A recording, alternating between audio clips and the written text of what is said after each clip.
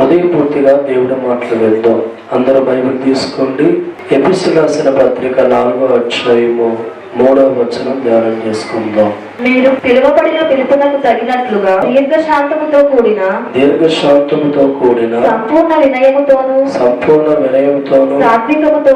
సాత్వికముతోను నడుచుకొనవలెనని ప్రభువును బట్టి ఖైదీనైన నేను మిమ్మల్ని బతిమాలుకొనుచున్నాను. దేవుడి స్తోత్రం.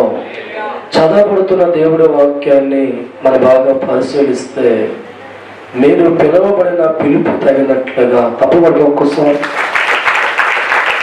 మనమందరం ఒకప్పుడు కూడా లోకంలో ఉన్న మనుషులు ఏది పాపమో ఏది పుణ్యమో తెలియకుండానే ప్రవర్తించగా ఒక కుటుంబంలో ఉన్న మనుషులు, అప్పుడప్పుడు చెడపడల్లో కూడా పాల్గొనే మనుషులు, అప్పుడప్పుడు మంచి మనసు లేకుండా వివేకముతోనూ అసూయతోనూ దేశం వంటి పరిస్థితులు నడిచిన వారమే. అయితే వాళ్ళు ఎవరు పిలుచుకున్నారంట? దేవుడు పిలుచుకున్నారు. ఈ పాప లోకములోంచి మన జీవితాలు పిలుచుకున్న ఒక దేవుడు అంటున్నాడు, మీరు పిలువబడిన పిలుపుని ఏం చేయాలంట? తగినట్లుగా ప్రవర్తించాం. తప్పబడిన దేవుడు స్తోత్రం. లోకంలో ఉన్న మన జీవితాలు పిలుచుకున్న పిలుపుకు తగినట్లుగా మన జీవితాలు మారాలి. ఒకప్పుడు దేవుడు పిలుపు లేక రక్షణ లేక లోకంలో ఉన్నప్పుడు ఉన్నది అనుభూతి, దేవుళ్ళు కడగబడి దేవుడు పిలుచుకున్న తర్వాత ఉన్న అనుభూతి తేడా కనిపించాలి. దేవుళ్ళకు రాకమునుపు కొన్న ఆలోచనలు తేడాగా ఉంటాయి, మన మనసుకు రకరకాలుగా తేడా ఉంటుంది. కానీ దేవుడు మన జీవితాలు పిలుచుకున్న తర్వాత పిలుపుకు తగ్గ జీవితం నీకు లేకపోతే ఆ దేవుని బట్టి ఆశీర్వాదం చూడలేవు. పిలుపుకు తగ్గ ప్రవర్తన నీకు లేకపోతే ఆ భగవంతుని బట్టి అనుకున్న స్థాయికి మన జీవితం ఎదగం.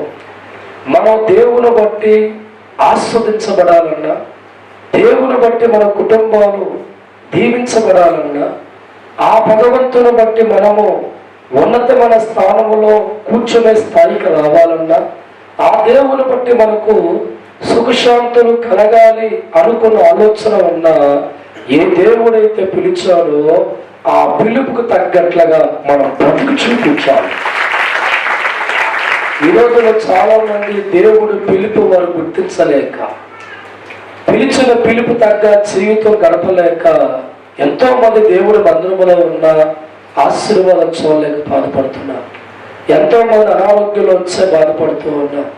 ఎన్నో కుటుంబాలు దేవుని బట్టి ఆశీర్వాదం చూడలేకపోతున్నాయి.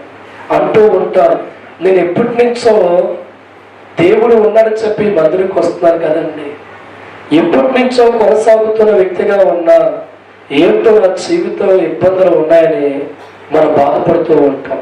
ప్రభు అంటున్నాడు, నేను పిలిచిన వాడు పాస్టర్ యెహోషువ కాదు, ఇక్కడ మీ అందరూ దేవుడు ఉంచుకున్నాడు. హల్లెలూయా. నేను పిలిచిన వాడికి పిలుపు తగినట్లుగా సాత్వికముతో మంచి మనస్సుతో దేవుడికి తగ్గ ఓ కొడుకుగా కూతురుగా నీ జీవితం నడిచేవాడిగా మారుతున్నప్పుడు నీ యజమాని ఆనందిస్తాడు, నీ దేవుడు సంతోషించే వ్యక్తిగా మారుతూ ఉంటాడు. ఈరోజు ఈ మందిరంలో ఆస్వాదించబడాలన్నా, దేవుని బట్టి జీవితాలు గొప్పగా మార్చబడాలనుకున్నా, కష్టాలు బాధలు కన్నీరు దేవుని బట్టి తొలగించబడాలి అనుకున్న వ్యక్తిగా ఆలోచన ఉంటే పిలుపుకు తగ్గ జీవిత దేవుడు చూపించండి. ఆలోచన చెయ్యి. నీ కొడుకు బడిలోకి జాయిన్ చేయక మునుపు ఒక మంచి ప్రవర్తన ఉంటుందా? ఉదయం అయితే స్నానం చేయాలి అని ఆలోచన వరకు ఉంటుందా? నీ కంటి కనబడకుండా పరిగెత్తి గూటి బిల్లు ఆడుకుంటూ ఉంటాడు. ఎక్కడెక్కడ దుమ్ములో ధూళుల్లో వాడు పేడా పెచ్చలు అట్లా ఆడుతూ ఉంటాడు. అప్పుడప్పుడు ఆ బచ్చలు ఎందుకు పనికొస్తాయి? అయినా వాటి కోసం పోటీ ఆడుతూ ఉంటాడు. కానీ అదే కొడుకు ఒక విద్యార్థి దశలోకి వెళ్ళిన తర్వాత, ఒక విద్యార్థిగా బడిలో అడుగు పెట్టిన తర్వాత వాడికి నువ్వు చెప్పక్కర్లా, ఉదయాన్నే వాడు లేచి స్నానం చేసేవాడిగా మారుతూ ఉంటాడు. తలకి కొబ్బరిను రాసేవో అలవాటుగా మార్చుకుంటూ ఉంటాడు. త్వరగా భోజనం టిఫిన్ చేసి ఆ బుక్స్ పెడకెళ్తాడంట, బడిలోకి పోతాడు. వాడికి ఉన్న ఆలోచన అంతా కూడా నేను బాగా చదువుకోవాలి, మంచి మార్కులు రావాలి, నేను పాస్ అవ్వాలనే ఆలోచన వాడికి కలుగుతుంది. దేవుడి స్తోత్రం. వాడు బడిలోకి వెళ్ళిన తర్వాత కూడా నేను గూటి బిళ్ళ ఆడాలా, నేను పేడ పిచ్చలట ఆడాలా, నేను మా అమ్మకి తెలియకుండా దుమ్ములో తిరగాలనుకుంటే వాడు చదువును బట్టి వాడికి మంచి భవిష్యత్తు ఉండదు. ఎందుకంటే బడికి తగ్గ అనుభూతి వాడు పొందుకుంటలేదు, బడికి తగ్గ ప్రవర్తన వాడుకుంటలేదు. అందుకే వాడి ప్రవర్తన సరిగా లేదు కనుక, బడికి తగ్గ ప్రవర్తన వాడు చూపించలేకపోయాడు కనుక ఎగ్జామ్లో ఫెయిల్ అయిపోతాడు. దేవుళ్ళకు వచ్చిన మనుషులు దేవుడు పిలుపు తగ్గ జీవితం చూపించకపోతే బ్రతుకున్నట్టు ఒక్కొక్కసారి. హల్లెలూయా. ఈరోజు మీ అందరి జీవితాలు ఈ బడి అనగా ఈ దేవాలయంలో ఒక అద్భుతమైన జీవితం మీరు పొందుకోవాలి. అందుకే ప్రభు అన్నాడు, పిలిచిన పిలుపు తగినట్లుగా మీరు ఏం చేయాలంట, సాత్వికముతో దీర్ఘముతో దేవుడు నడుచుకునేవాడుగా మారాలి. దేవుడు స్తోత్రం. దైవజనమ, పిలుపు తగ్గ జీవితం నీ బ్రతుకులో ఉందా? నీ యజమాని సంతోషపెట్టే ఒక మార్పు కలిగిన జీవితం కలిగి ఉన్నావా? నీ దేవుని ఆనందపరిచే ఒక ఆలోచనలోకి వచ్చావా? దేవుడు పిలుపు లేనప్పుడు ఉన్న అలవాటులు దేవుళ్ళకి వచ్చాక మానుకున్నావా? దేవుళ్ళలో కడగబడలేనప్పుడు ఉన్న స్వభావం కలిగిన మనస్తత్వం దేవుళ్ళకి వచ్చాక మారిందా? దేవుళ్ళకు రాకమునుపు స్మోకింగ్, తాగుడు, గుట్కా, పాలు పరాకులతో జీవితం వెళ్ళబుచ్చే నీవు పిలుచుకున్న దేవుళ్ళకి వచ్చిన తర్వాత పిలుపు తగ్గట్లుగా అన్ని మానుకున్నావా? భూతు మాటలతో, వేషాలతో, కపరదేశాలతో ఉన్న జీవితం దేవుడి పిలుపులకు వచ్చిన తర్వాత, రక్షించబడిన తర్వాత కమ్మన మాటల పలికి అనుభూతులకు వచ్చావా? రెండు తేడా చూసుకునే రోజు దేవుడి స్తోత్రం. అందుకే దేవుడు వాక్యం అంటుంది, పిలుపుకు తగ్గ ఫలితం మనం ఏం చేయాలంటే దేవుడికి చూపించాలి. దేవుడి స్తోత్రం.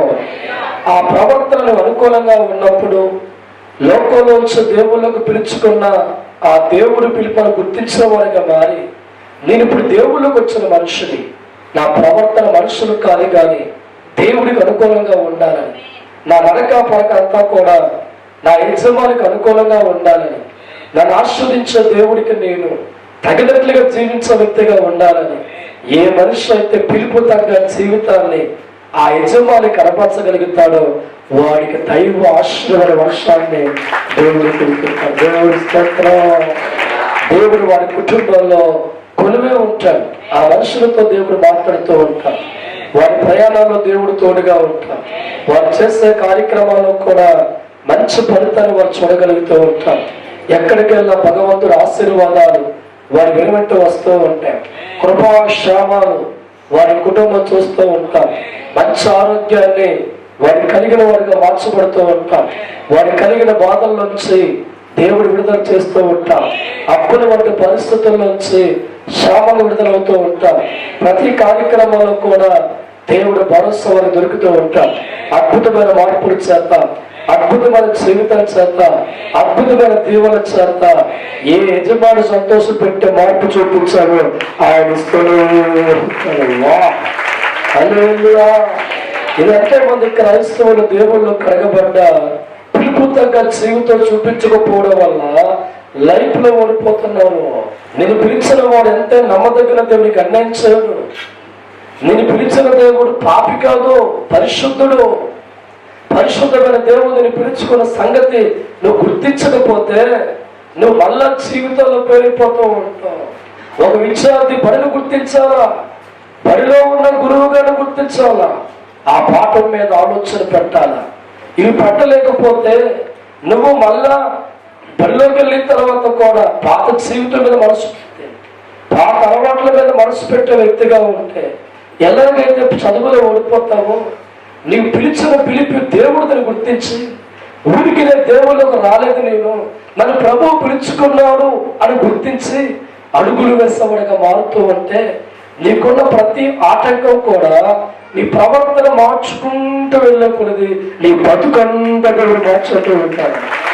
నీ జీవితం అంతా దేవుడు మార్చగలుగుతూ ఉంటాడు. సోదరా, ఈనాడు ప్రభు కోరుతున్న కోరిక పిలుపుకు తగినట్లు మనం ఏం చేయాలంట, నడుచుకునవలను. దేవుడి స్తోత్రం.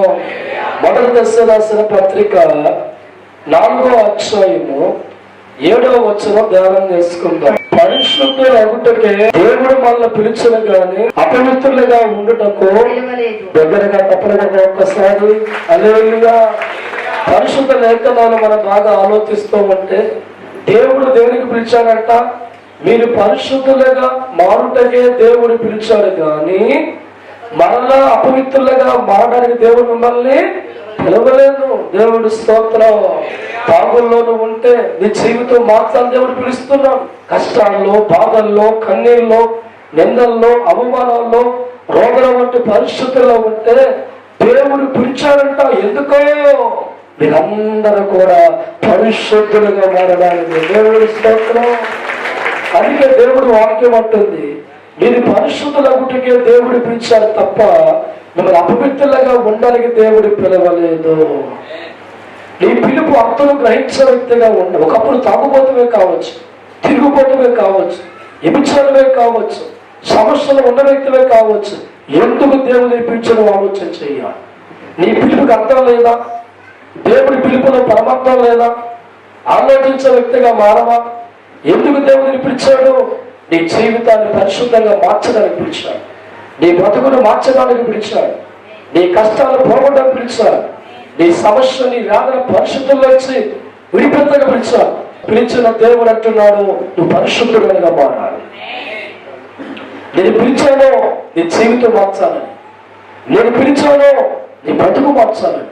గతంలో దేవుడు తెలియని వ్యక్తిగా ఉండి, లోకములో పరిగెత్తేవాడిగా ఉండి, శరీరాన్ని పాడు చేసుకుంటూ, జోదానికి బానిసగా మారిపోతూ, పేకానికి బానిసగా మారిపోతూ, సినిమాలకి కప్పులకి బానిసగా మారిపోతూ, దేవుడిచ్చిన ఆలయముగా గుర్తించలేక, శరీరాన్ని పాడు చేసుకుంటూ, ఇచ్చిన కుటుంబాన్ని చూసుకోలేక, బిడ్డను చూసుకోలేక, పాడు సంతోషపరచలేక, నీకు అన్యాయం చేసుకుంటే నేను పిలుస్తున్నాడు దేవుడు. ఎందుకు పిలిచాడని పిలుపు అర్థం చేసుకుంటే, మీరు పరిశుద్ధులు అగుటకే దేవుడు పిలిచాడు కానీ అపవిత్రులు కాకూడదని ఆయన కోరిక. దేవుడు స్తోత్రం. ఎందుకంటే దైవజనమ అపవిత్రం కలిగిన వాడితో దేవుడు ఉండలేడు. అందుకే పరిశుద్ధులుగా మీరు మారాలా, దేవుడు సహాయం మీకు చేయాలని కోరిక. ప్రతి మనిషి కూడా దేవుడు ఆదుకునే మనసు ఉందండి. ప్రతి కుటుంబానికి కూడా దేవుడు వెలిగించే మనసు ఉందండి. ఆ వెలిగించాలంటే నువ్వు పరిశుద్ధులుగా మారితే తప్ప నీ జీవితంలో కార్యం దేవుడు చేయలేదు.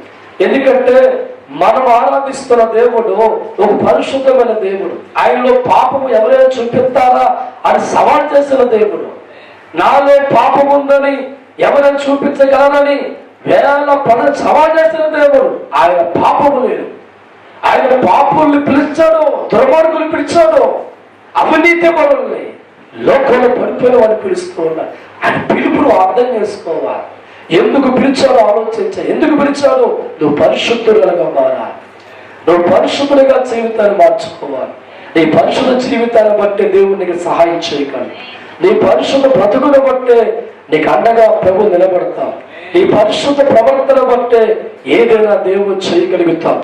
ఆ పరిశుద్ధ జీవితం నీకు లేకపోతే ఎన్నాళ్ళు దేవుడితో ఉన్నా ఆయన చేతులు కట్టేస్తున్నావు. నువ్వే ఈ రోజు వచ్చిన పిలుపు ఏంటి, నువ్వేం చేస్తున్నావు ఆలోచించు. దేవుడి పిలుపులోకి వచ్చావు, దేవుళ్ళు కడగబడ్డావు. మళ్ళీ అపవిత్రంగా నువ్వు పథకాలు నవ్వుతూ ఉండగా గతంలో నువ్వు చేసినవన్నీ కూడా నువ్వు కంట్రోల్లో పెట్టుకొని ఆవుకి అడుగు. హల్లెలూయా. నీ దేవుడు పిలిచిన పిలుపును గుర్తించగలిగితేనే నిలబడగలుగుతావు. చదువు లేకపోతే ఆడు గేదెలు కాసేవాడుగా ఉంటే సమాజంలో అల్లరిగా ఉంటాడు. సమాజంలో వాడికి మంచి చెడు తెలియదు. చదువుకునే వాడికి అర్థమవుతుంది, పెద్దలను గౌరవించాలి, పెద్దలతో వందనంగా మాట్లాడాలి, వాడి మాట చాలా వందనంగా వస్తుంది. ఈరోజు క్రైస్తవుడిగా మారక మునుపు నువ్వు చాలా బూతులు మాట్లాడావా? క్రైస్తవుడిగా మారక మునుపు నీ మాట చాలా తేడాగా ఉందా? క్రైస్తవుడిగా మారక మునుపు ప్రతిరోజు ఏదో ఒక పలక నవ్వుతూనే ఉన్నావా? క్రైస్తవుడిగా మారక మునుపు మందుతో తాగుడుతో ఎంజాయ్ చేస్తావా? అయితే దేవుళ్ళు పిలుపులోకి వచ్చిన తర్వాత అవి నీ కనబడకూడదు. వాటి ప్రస్తావన నీ జీవితంలో కనబడకూడదు. ఏం చూపించాలి? నువ్వు కడగబడుతున్న రక్తాన్ని తగ్గ జీవితం పక్షాలు పరిశుద్ధ రక్తములను కడగబడిన విధానం గుర్తించాలి. ఈ దేవుడు ఆ ప్రేమను గుర్తించాలి. ఆయన పరిశుద్ధ గుణాలు, పరిశుద్ధ లక్షణాలు, నేను పిలిచిన దేవుడి పిలుపు, దేవుడు పిలిచిన అనుభూతులకు వచ్చి ఆయన దేవుడు ఎలాంటి వాడు, ఆయన ఏ గుణం కలిగి ఉన్నాడు చూడరా దేవుణ్ణి. నేను పిలిచిన దేవుడు సాత్వికం కలిగిన వాడు, తప్పకుండా నెమ్మది కలిగిన వాడు, సంపూర్ణమైన ప్రేమ కలిగిన వాడు. ఆయన జీవితంలో ప్రేమ తప్ప పాపము లేదు, ద్వేషము లేదు, కపటము లేదు. ఏముంది? దేవుడికి తగ్గ జీవించే అనుభూతి ఉంది. నీలాగా ఆయన మానవుడిగా పుట్టిన ఆయన మంచి పరిశుద్ధ జీవితం కలిగి ఉన్నాడు కాబట్టి ఆయన మాట ధైర్యంగా చెప్పగలిగిన మాట ఇస్తా, నేను నా తండ్రి కలిసి ఉన్నట్టు చెప్పగలవా? నువ్వు చెప్పగలవా మాట? నేను నా తండ్రి కలిసి ఉన్నావు చెప్పు. నీ లోకంలో మానవుడిగా ఉన్నంత కాలం నేను ఒంటరి వాడిని కాను, నా తండ్రి ఎప్పుడు నాలోనే ఉన్నాడు ఎలా చెప్పగలిగాడు? యేసు ప్రభువు అపవిత్రమైన జీవితం కలిగి ఉంటే తండ్రి తనతో ఉండేవాడా? ఎందుకు జీవిత కాలం అంతా మరణం వరకు కూడా తండ్రి తనతోనే ఉన్నది. పరిశుద్ధంగా జీవితాన్ని కాపాడి తన యజమాని సంతోషపడుతున్నాడు. హల్లెలూయా. ఈరోజు దేవుడు కూడా నీకున్న దరిద్రం పోగొట్టడానికి, నీకున్న బాధలు తొలగించడానికి, నీకున్న స్థితిని మార్చడానికి, నీకున్న బాధలు విడిపించడానికి, అపవిత్ర మనిషి నరకాలు పోతాడు కనుక నరకంలో తప్పించబడటానికి దేవుడు మనందరూ పిలుచుకున్నాడు. ఆయన స్వరక్తమిచ్చి కడుక్కున్నాడు. ఎవడా నీ లోకములో ఒక ఎమ్మెల్యేని కొడుకు అంగీకరిస్తాడా? ఒక మంత్రిని కొడుకుగా పిలిస్తే ఒప్పుకుంటారా? ఎల్లు అక్కడికి వెళ్ళి అడుగు, ఏమండి నాన్న ఎవరికి నాకు దేవుడు స్తోత్రం. సృష్టికర్త దేవుడు అన్నాడు, నా కుమారులారా, నా కుమార్తెలారా. ఎక్కడ పరలోకం, ఎక్కడ దేవుడు మట్టిలో కలిసిపోయి మనిషికి ఎంత బ్రతిచ్చాడురా. ఆయన పెట్టే సూర్యుడు కూడా మనం కన్నెత్తి చూడలేము. ఆయన కోట్లాది కిలోమీటర్ల అవతల ఉన్న దేవుడికి నువ్వు కొడుకువా, నువ్వు కూతురువా, ఎంత గొప్పించాడ్రా. పరిశుద్ధ రక్తంలో కడగబడి నేను కొడుకుగా మార్చేసుకోవాలంటే అడుగుతున్నాడు, నువ్వు పరిశుద్ధుడుగా నాతో జీవించాలా, పిలుపు తగ్గ జీవితం నాకు చూపించాలా. నువ్వు చూపించగలిగితే, నువ్వు మారగలిగితే ప్రభుత్వం నా చెయ్యి నీకు అందుతుంది, నేను నీకు తోడు చెప్తాను, నా కృప నీ వెంబడిస్తుంది. నీ బతుకుని మార్చి, నీ బాధలు తొలగించి, నీ కష్టాలు తొలగించి, నీ వ్యాధులు కొట్టువేసి పరిశుద్ధంగా జీవితాన్ని అందిస్తాను. దేవుడి స్తోత్రం. ఎందరో దేవుల్లో పరిశుద్ధం కలగబడుతూ ఉంటారు, మళ్ళా అపవిత్రంగా జారిపోయి దాంతో సావాసం చేస్తూ ఉంటారు. ఎందరో పవిత్రమైన పిలుపుకి లోబడే మనస్సు వారు సంపాదించుకోలేరు. ఆలోచించే దైవచనమా, నేను పిలిచిన పిలుపు తగ్గట్లుగా బ్రతకాలి అని ఒక ఆలోచన రావాలి.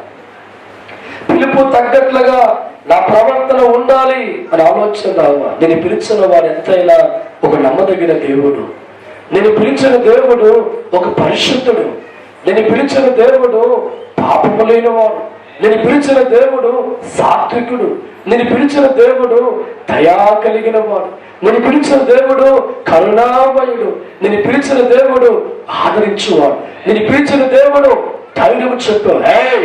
నేను పిలిచిన దేవుడు నీకు అన్నం పెట్టగలను, నేను పిలిచిన దేవుడు నీ జీవితం మార్చగలను, నేను పిలిచిన దేవుడు అప్పులు గురిపించగలను, నేను పిలిచిన దేవుడు సంతానం ఇవ్వగలను, నేను పిలిచిన దేవుడు మరణాన్ని కొట్టువేయగలను, నేను పిలిచిన దేవుడు తన కుడి పాశాన్న కూర్చోబెట్టగలను. ఇటువంటి పిలుపు మనం గుర్తించకపోతే చాలిపోతాం జీవితంలో. ఇటువంటి పిలుపు గుర్తించకపోతే పరిశుద్ధి కోల్పోతాం. ఇటువంటి పిలుపును గుర్తించకపోతే చాలిపోయే ప్రమాదం ఉందని. అందుకే బైబిల్ మనం మార్చుకుంటే అదే అధ్యాయములో 3వ వచనం చూడండి ఒక్కసారి. మీరు పరిశుద్ధులగుటయే, మీరు పరిశుద్ధులగుటయే అనగా అనగా మీరు జారత్వములకు దూరముగా ఉండుటయే, జారత్వములకు దూరంగా ఉండుటయే దేవుని చిత్తము. దేవుడి చిత్తం. మీలో ప్రతివాడును దేవుని ఎరుగని అన్ని జనుల వలె, దేవుని ఎరగని అన్ని జనుల వలె కామాభిలాష యందు కాక పరిశుద్ధత యందును ఘనత యందును తన తన ఘటమును ఎట్లు కాపాడుకోవాలి, ఎట్లా కాపాడుకోవాలి ఎరిగి ఉండుటయే దేవుని దేవుడి చిత్తం. దేవుడి స్తోత్రం. నువ్వు సంపాదించుకున్న ఆస్తి ఎవరికైనా పోగొట్టిన ఆశ ఉంటుందమ్మా? చెప్పండి పిల్లలారా. చెల్లెళ్ళారా, బంగారాన్ని నేను పోగొట్టుకోవాలి అన్నవచనలు పెగెత్తండి. ఎట్లా పురుషులు నేను డబ్బుని పోగొట్టుకోవాల్సింది అయితే ప్రతి మనిషి కూడా తాను సంపాదించుకున్న బంగారాన్ని నిలబెట్టుకోవాలని ఆశ ఉంటుంది. ప్రతి పురుషుడు కూడా రెక్కల కష్టాలు డబ్బు కూడదలకు ఆలోచన ఉంటుంది. మరి నీ ఆత్మీయ జీవితాన్ని ఎందుకు పోగొట్టుకుంటున్నావు? నీ ఆత్మీయ జీవితాన్ని పోగొట్టి మిగిలిదేంటి? డబ్బు కంటే నీ ఆత్మీయ జీవితం, నీ దేహం విలువైంది కాదా? నీ లైఫ్ బంగారం కంటే విలువైంది కాదా? ప్రభు వాక్యం అంటుంది, లోకంలో ఉన్న అన్యుడికి తన శరీరాన్ని పట్టించుకోడు, డబ్బును పట్టించుకుంటాడు. డబ్బు దొంగ చేతుల్లో పడుకోకుండా, బంగారం దొంగ చేతుల్లో పడిపోకుండా, ఎవరికంటే కనబడకుండా వాడు జాగ్రత్తగా ఎవరికి తెలియని లాకర్లో పెట్టి దాచుకుంటాడు. కానీ తన శరీరాన్ని తాగుడుకు అప్పచెప్తూ ఉంటాడు, తన శరీరాన్ని వ్యభిచారికి అప్పచెప్తూ ఉంటాడు, తన శరీరాన్ని కోడి పందలకు అప్పచెప్తూ ఉంటాడు, తన శరీరాన్ని లోకములో ఉన్న మత్తుకు అప్పచెప్తూ ఉంటాడు, తన శరీరాన్ని గుట్కాలకి, పానపరాకులకి, స్మోకుకి, వ్యభిచారానికి, కోడి అప్పు చెప్పి అనుకుంటాడు, డబ్బుని కాపాడుకుంటాడు. చివరికి వాడు నరకముల అంచులు చాలుతూ ఉంటాడు. క్రైస్తవుడా, నువ్వు వాడిలా ఉండకూడదు. అన్యుడు దేవుడు ఎరగని ఒక అన్యుడు వాళ్ళకు ఉంటే లాస్ అయిపోతావు. దేవుడు ఎరిగిన వాళ్ళ జీవితం మనకు ఉండాలి. నీ దేవుడు ఎవరు అని ఎరిగిన వాడిగా ఉండాలి. నీ దేవుడిని చేరుకోలేడు అంటే ఆలోచించాలి. ఆయన కోరిక నేను పిలిచిన పిలుపు ఒక పరిశుద్ధుడిగా జీవితం మార్చాలని, ఒక పవిత్రమైన వ్యక్తిగా జీవితం మార్చాలని. అదే పక్కనగా పోవాలన్నా నీ డబ్బు ఆయనకు అడ్డొస్తుంది. కానీ అపవిత్ర జీవితంలో వెళ్ళరు. ఎవరెళ్తారో పవిత్రముగా దేవుడితో అనుభూతి కలిగిన వారు, పవిత్రముగా దేవుడు పిలుపు గుర్తించి నన్ను పిలిపించిన దేవుడు పరిశుద్ధుని కనుక నేను అపవిత్రంగా కాకూడదని ఆలోచించిన దేవుడు నన్ను పిలిచాడని చెప్పి ఒక పవిత్రమైన మార్పుతో, పవిత్రమైన ప్రవర్తనతో యజమానికి తగ్గట్లుగా నువ్వు ప్రవర్తించి వెళ్తూ ఉంటే సోదరా, బ్రతికినంత కాలం కూడి నీ కొరకు ఉండదురా. తప్పకుండా అన్నము నీ కొరకు ఉండదు, ఆరోగ్యం నీ కొరకు ఉండదు, వస్త్రం నీ కొరకు ఉండదు, సంపాదన మళ్ళీ చెప్తున్నా పైసల పరమగా సంపాదన కొరకు ఉండదు. దేవుడు ఆ కృప నేను వెంబడించుతూనే ఉంటాను. కృపా శాపములు నీ వెనకాల పరిగెత్తుకుంటుంటాయి. దేవుడు స్తోత్రం. కృపను మనము పొందాలుగా, ఆశీర్వాదములు పొందాలుగా, కృపను మనము పొందాలుగా, ఆశీర్వాదములు మనము పొందాలుగా. దేవుడు పిలిచిన పిలుపు గుర్తించే మావాలుగా, దేవుడు పిలిచిన పిలుపు గుర్తించి మావాలుగా, పరిశుద్ధుడిగా నడవాలిగా, దేవుడితో సేవగా, పవిత్రముగా బ్రతకాలిగా, దేవుడితో సేవగా, పరిశుద్ధుడిగా నడవాలిగా, దేవుడితో సేవగా, పవిత్రముగా బ్రతకాలిగా, దేవుడితో సేవగా, సర్వకాలములు ఉన్న దేవుడితో,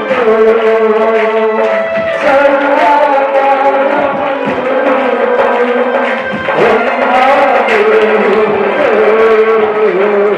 నడుస్తూ ఉండగా ఆశీర్వాదములు, నడుస్తూ ఉండగా దీవెనలు, నడుస్తూ ఉండగా ఆశీర్వాదములు, నడుస్తూ ఉండగా దీవెనలు. ఈ దేవుని బట్టి మేమంతా మీలో చూస్తాము. ఏంటా హల్లెలూయా. నరకాల బసాయితారా మంచి మాటలు ఎన్నో, అదే సినిమా మాటలకు దేవుడు చెప్తూ ఉండి మెల్లిగా ఇవి వింటే బాగుపడతాడు కాబట్టి ఇవి మెల్లిగా జోరేలాగా జోలాలి. ఎవరు మెల్లిగా బొజ్జ పెడతా ఉంటాడు, అక్కడ మొదలవుతుంది అల్లాగల్లాగల్లాగల్లా అటు జబ్బులాగా అల్లాగల్లా కొంచెం దేవుడి స్తోత్రం. హల్లెలూయా. మీ భక్తులు యేసు నామములో హల్లెలూయా హల్లెలూయా. ఒక్కసారి దేవుడి వాక్యం చూద్దాం. కొలస్సీ రాసిన పత్రిక 3వ అధ్యాయము 82వ వాక్యం చదువుకుందాం. దాసులారా దాసులారా మనుషులను సంతోష పెట్టువారైనట్టు మనుషులను సంతోష పెట్టేవారిలో కంటికి కనపడవల్లని కాక కంటికి కనబడవల్ల కాక ప్రభువునకు భయపడుతూ శుద్ధాంతకరణ గలవారై శుద్ధ అలంకరణ కలిగిన వారు శరీరమును బట్టి యజమానులైన వారికి అన్ని విషయంలో విధేయులయుండుడి. దేవుడి స్తోత్రం. దేవుడు వాక్యం అంటుంది ఇక్కడ, దేవుడు పిలుపు కలిగిన ఎవరు సంతోషపెట్టకూడదంట? ఎవరినే? దేవుడు పిలుపుతో పిలువబడి దేవుల్లో కరగబడుతున్న వ్యక్తుల జీవితాలు పరిశీలిస్తే, దాసులారా మీరు మనుషులు సంతోష పెట్టవాళ్ళు కాక దేవుడికి మనం ఏం చేయాలంట? విధేయత కలిగిన వారి కూడా దేవుడు సంతోష పెట్టాలి. ఈ రోజుల్లో పిలుపు కలిగిన వారు కూడా మనుషుల సంతోషం కోసం దేవుని బాధపడుతూ ఉంటాం. మనుషుల్ని చుట్టాలని సంతోషపరచడం కోసం ఈ కార్యక్రమం చేయకూడదని తెలిసినా, ఇవి తినకూడదని తెలిసినా, వెళ్ళకూడదని తెలిసినా, మనం మనుషులు సంతోషపెట్టడం కోసం అడుగులు వేసినప్పుడు అపవిత్రులుగా మారిపోతున్నాం.